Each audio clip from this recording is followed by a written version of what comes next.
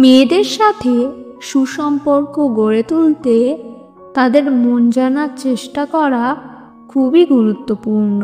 কিন্তু কিভাবে, কোন প্রশ্ন করলে তারা খুশি হবে, এই প্রশ্নের উত্তর খুঁজতে গিয়ে অনেকেই হয়তো বিভিন্ন ধরনের পরামর্শ পেয়ে থাকবেন। আজ আমি এমন 5টি প্রশ্নের কথা বলবো যা মেয়েদের কাছে গুরুত্বপূর্ণ। এই প্রশ্নগুলি করার মাধ্যমে আপনি তাদেরকে আরও ভালোভাবে বুঝতে পারবেন। নাম্বার 1, তোমার দিনটা কেমন যাচ্ছে?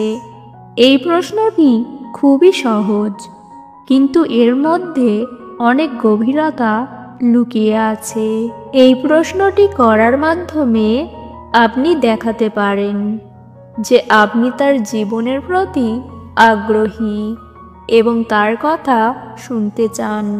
এই প্রশ্নটি করার মাধ্যমে আপনি তাকে বোঝাতে পারেন যে তার মনের উপর আপনার যত্ন আছে। নাম্বার 2, তোমার স্বপ্ন কি? এই প্রশ্নটি তার ভবিষ্যতের লক্ষ্য সম্পর্কে জানার একটি সুযোগ দেবে। এছাড়া এই প্রশ্নটি তার আবেগ এবং উচ্চাকাঙ্ক্ষা সম্পর্কেও জানতে সাহায্য করবে। এই প্রশ্নটি তার ব্যক্তিত্বের গভীরতম অংশটিকে স্পর্শ করবে। এছাড়া আপনাকে তার সাথে আরও ঘনিষ্ঠভাবে যুক্ত হতে সাহায্য করবে। নাম্বার 3, আজ তুমি কি এমন কোনো কাজ করেছো যা তোমাকে খুশি করেছে? এই প্রশ্নটি তার সুখের উৎস সম্পর্কে জানার একটি সুযোগ দেবে। এই প্রশ্নটি তার মধ্যে একটি ইতিবাচক মনোভাব তৈরি করতে সাহায্য করবে। এছাড়া এই প্রশ্নটি তার সাথে একটি ভালো সম্পর্ক গড়ে তুলতে সাহায্য করবে। নাম্বার 4, তোমার মতে আমাদের সম্পর্কের সবচেয়ে ভালো দিকটা কি? এই প্রশ্নটি আপনার সম্পর্কের স্বাস্থ্য সম্পর্কে জানার একটি সুযোগ দেবে। এই প্রশ্নটি আপনার সম্পর্কের শক্তিশালী দিকগুলিকে উজ্জ্বল করবে। এছাড়া এই প্রশ্নটি আপনাকে আপনার সম্পর্ককে আরও মজবুত করতে সাহায্য করবে।